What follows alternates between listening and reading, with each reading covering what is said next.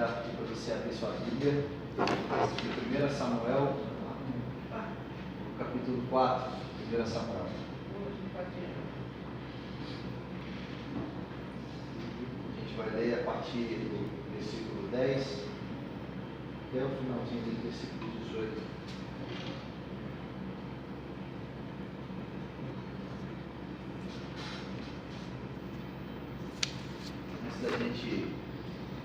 Antes de lermos, queria só falar um pouco a respeito do capítulo 4 de 1 Samuel.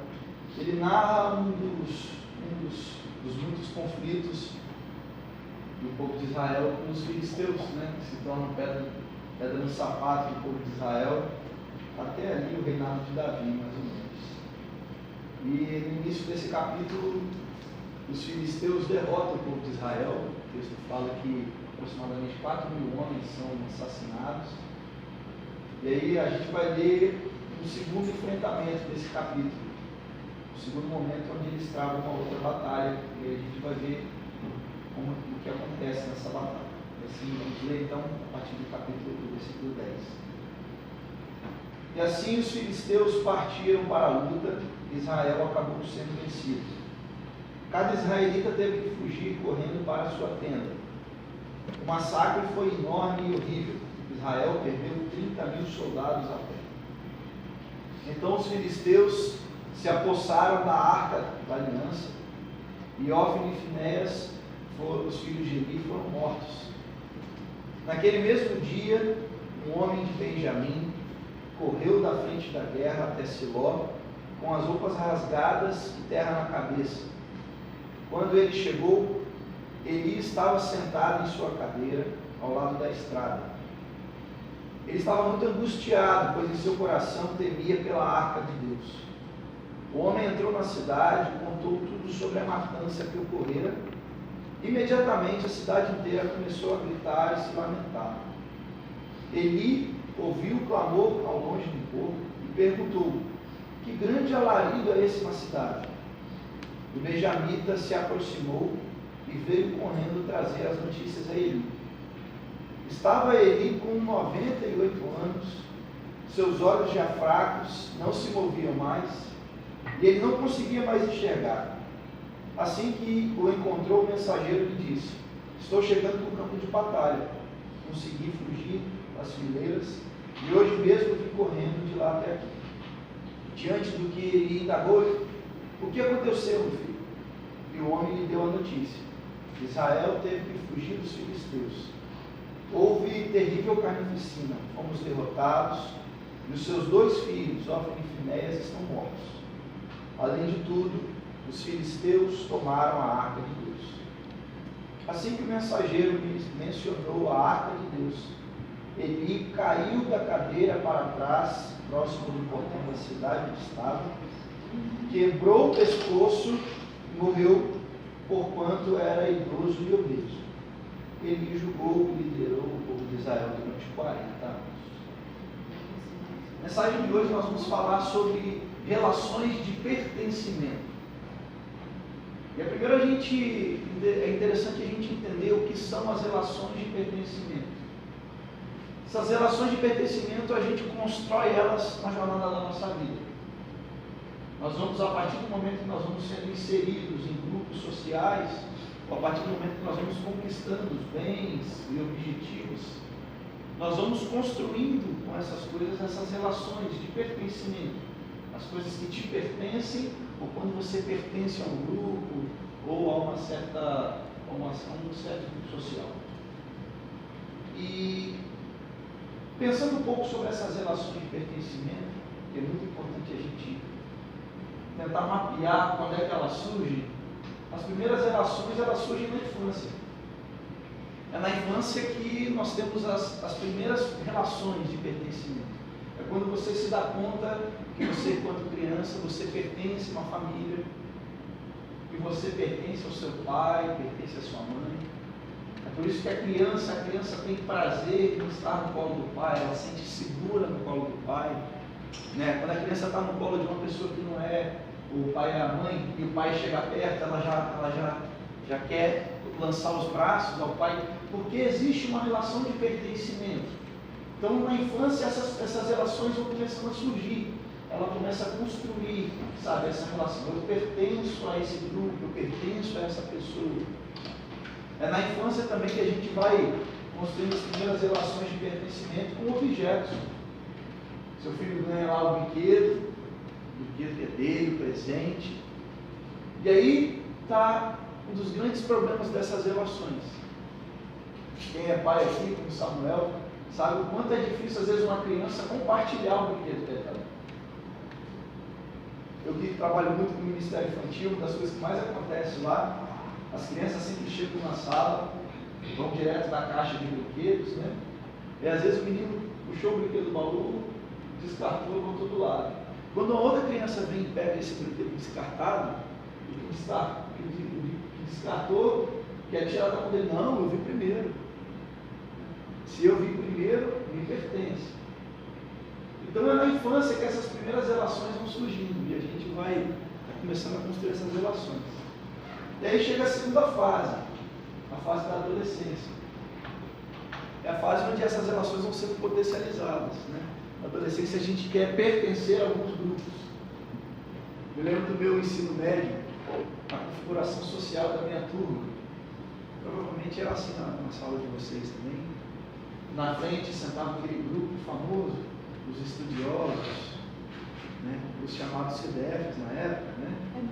É nóis, né? E eu me lembrava que era o grupo que meus pais queriam que eu estivesse, né? Obrigado. Mas não foi bem assim. Me lembrava que à esquerda sentavam aquelas meninas, aquelas patricinhas, que tinham um sapato combinando com um fichário, que combinava com a unha. Era purpurina para tudo que é lado. Não sei se vocês lembram dessa época, estojo de purpurina, mochila de purpurina. Tinha do outro lado tinha um grupo que está em extinção hoje. Um grupo que eu até já pertenci. Os emos. Vocês lembram dos emos? Na minha adolescência era muito comum. Aqueles jovens que gostavam de ouvir algumas músicas que tinham muito sentimento, né? Geralmente era o rock, usavam preto, né? Fiz parte desse grupo social. Você também, João? Certo. Eu? Né? Não parece. Né? E no final, porque a Almeida reflete bem, a turma da bagunça. Isso, sem dar isso. Eu me lembro que é nessa fase que você quer se inserir a um grupo, você quer pertencer ao grupo, você quer construir amizades. Né? E aí é nesse momento que nessas relações, ao querer pertencer, muitas vezes você vai até mudando quem você é, para você se enquadrar no grupo. Isso acontecia muito na nossa adolescência. Vai surgindo também aquele sentimento de querer pertencer a alguém, as primeiras paixões, as primeiras paqueras, né? Surge na adolescência, a vontade de querer construir uma relação com alguém, de pertencimento. E essas coisas são potencializadas mais ainda na fase adulta. Agora você chega aí, é dono do seu próprio nariz, dono do seu próprio dinheiro. Você vai conquistando as coisas, vai comprando as coisas, compra o carro, a casa, essas coisas elas te pertencem. Ou então você quer pertencer a uma classe social. Pode ser o sentimento de muitos aqui que querem pertencer a um grupo de teólogos, a um grupo de pastores, eles estão aqui fazendo a faculdade, né? Então, essas relações, elas vão mexendo com a nossa vida. E a gente vai construindo essas relações de pertencimento. E é interessante, quando eu olhei esse texto há um tempo atrás, embora não seja no primeiro momento o que a gente capta, mas esse texto revela uma relação intensa de pertencimento. Ele revela essa intensa relação.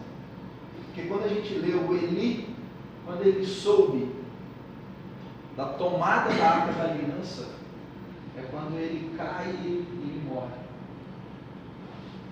Você ouve no início do capítulo falando a respeito da cidade, quando ela ouve as notícias que a arca da aliança ela foi levada, aquilo gera uma dor extrema.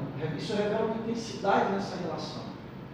A continuação desse versículo, eu não queria ia ficar muito longo, mas a nora de Eli, que estava grávida, ao saber que a arca da aliança havia sido levada, ela começa a parir na hora, as dores de parto vêm e ela morre.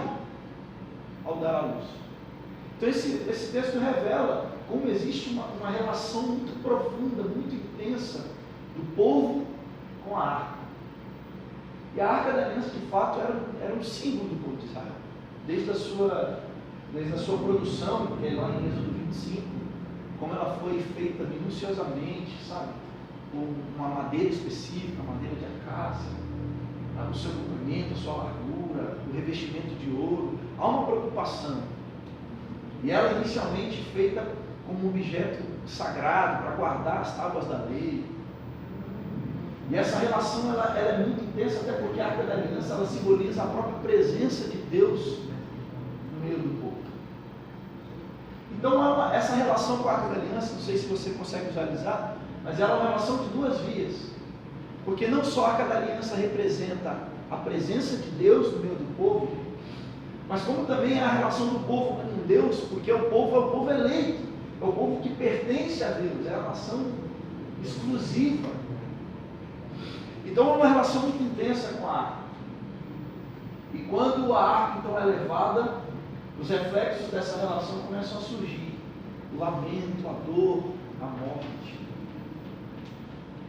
E esse texto então me fez parar para pensar como as nossas relações de pertencimento, quando elas são desequilibradas, quando às vezes elas são muito intensas, quais são os reflexos dessas relações? Quais são os problemas?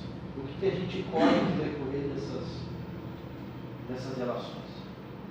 A gente pode destacar dois reflexos básicos dentro do texto.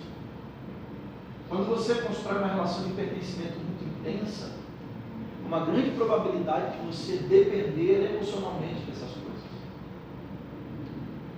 No início do capítulo, no primeiro confronto, quando Israel perde a batalha, os sobreviventes chegam aos anciãos, aos líderes da época e perguntam: por que Deus permitiu a nossa derrota? E aí automaticamente eles chegaram à conclusão: foi a falta da presença da Arca da Aliança.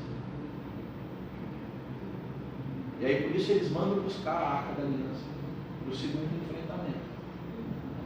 Então quando as nossas relações de pertencimento elas são muito intensas, a gente começa a construir uma relação às vezes de dependência. Aquelas pessoas que dependem muito de coisas, de objetos, para o seu humor, para a sua felicidade. É uma relação tão forte que ela não consegue ser feliz sem aquilo. E essas coisas elas são inerentes à vida. E uma segunda consequência que a gente vê no texto, essas relações intensas e desequilibradas, elas levam à morte. Morte não só física, mas a morte espiritual, a morte emocional.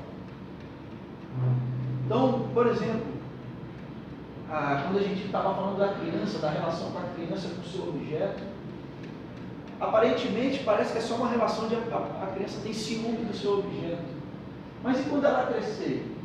Se essa relação com todas as coisas que ela vai ganhando não for mudada, como é que ela vai ser quando ela crescer?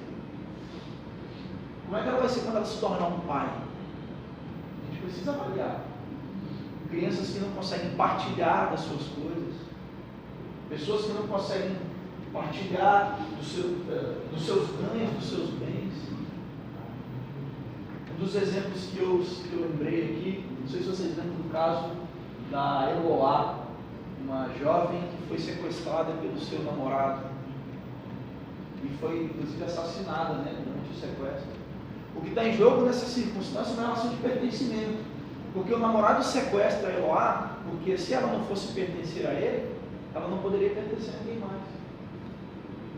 Então, se uma criança não tiver essa relação bem trabalhada, bem definida, ela pode se tornar um adolescente, um jovem possessivo. E a gente está falando de uma geração que infelizmente é muito possessiva. A gente vê pais hoje, pais com dificuldade de partilhar do seu dinheiro com as esposas, ou esposas de partilhar do seu dinheiro com maridos, ou de partilhar das suas coisas com os filhos. Eu lembro que a primeira vez que eu ganhei meu violão, eu construí uma relação muito profunda com o meu violão. Então eu não gostava que ninguém chegasse perto. E aí eu me lembro de um dia que Eu estava na igreja, meu violão estava na igreja, e o violão de um dos meninos que estava fazendo louvor deu problema. E ele então pediu meu violão emprestado. Eu disse não. Meu pai, quando viu aquela cena, ele me puxou para o canto e falou assim: olha só, eu te dei o violão para ele ser bênção na sua vida. E se ele vai ser bênção na sua vida, ele às vezes pode ser bênção na vida de outra pessoa. Se você não emprestar o seu violão, você não vai ter mais. E essa relação foi muito bacana, foi muito pontual isso, essa ação do meu pai, porque eu pude desconstruir essa relação de posse. Tipo assim, isso é meu, eu não quero ninguém encostando. E o problema é que quando a gente vai crescendo, se essas relações não são resolvidas, as situações podem ser muito piores. Como a gente está falando de futuros pastores e líderes, como é ruim um pastor extremamente possessivo com a sua igreja? Pastor que acha que a igreja pertence a ele. Ou então você com o seu ministério, que acha que o seu ministério te pertence. O ministério é meu, eu que mando. Eu que decido. Essas relações, elas nos atrapalham. E se elas são desequilibradas, elas não só nos levam à nossa própria morte, como a gente está falando de igreja, pode levar à morte de outros. A gente está mexendo com a vida com outras vidas. E diante desse quadro, então, a gente precisa então rever como é que a gente pode fazer para que essas relações de pertencimento elas sejam equilibradas, saudáveis, que elas possam não gerar esse tipo de intensidade que chega a construir coisas negativas. Eu separei aqui 3 perspectivas das nossas relações de pertencimento. A primeira é a gente lembrar do princípio criacional que a gente partilha sobre a nossa fé. O princípio criacional é: a criação pertence ao Criador. Separei até o texto de Salmos 24, diz: do Senhor é a terra e tudo que nela existe, o mundo e os seus habitantes. Ele próprio fundou sobre os mares e firmou sobre os rios. Deus é o Criador de todas as coisas. Se a gente estabelece esse primeiro princípio, de que nada nesse mundo aqui nos pertence, essas coisas pertencem a Deus, nós vamos didaticamente melhorando a nossa relação com o mundo, com as pessoas. É a gente enxergar que a sua família, de fato, ela não só te pertence, mas ela pertence ao Criador. A sua igreja, ela não te pertence, ela pertence ao Criador. O seu filho, ele não é propriedade exclusiva sua, ele pertence a Deus. Esse princípio, ele muda as nossas relações.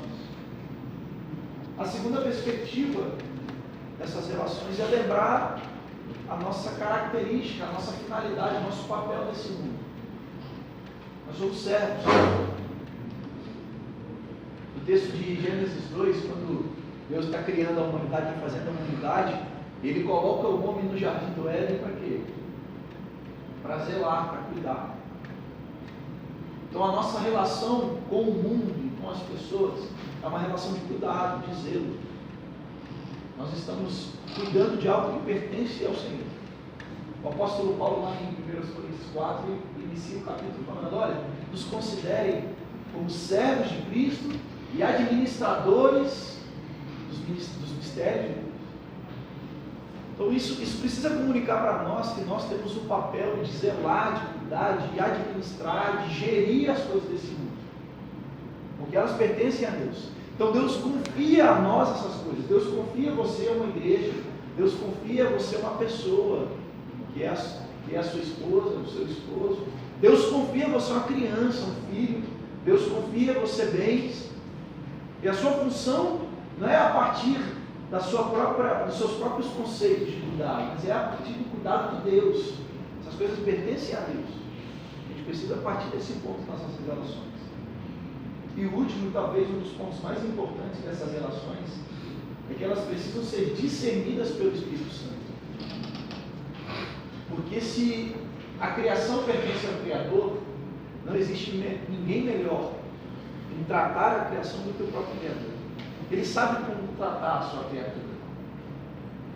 E ninguém melhor do que o próprio Deus discernir em nós como nós precisamos construir as nossas relações. Então, nesse momento em que nós permitimos o Espírito Santo fazer parte das nossas relações, essas relações vão ser amorosas, alegres, vão ser relações de paz, bondosas, pacientes. São os frutos do Espírito. Às vezes a gente equivocadamente acha que espiritualidade é medida pela intensidade da nossa relação com Deus, pela nossa capacidade de transcender o ato religioso. Mas o texto bíblico diz que espiritualidade é medida por essas características: amor, alegria, bondade, domínio próprio, mansidão. Se as nossas relações de pertencimento forem construídas sob o discernimento do Espírito Santo, elas serão equilibradas, até porque o equilíbrio é um fruto do Espírito. Então, que você possa rever suas relações, sejam pessoais, com seus objetos, com seus bens, olhar se existe algum desequilíbrio, colocar sobre as mãos de Deus, para que o seu Espírito possa discernir sobre a vida de você. Deus abençoe. Obrigado pelo tempo.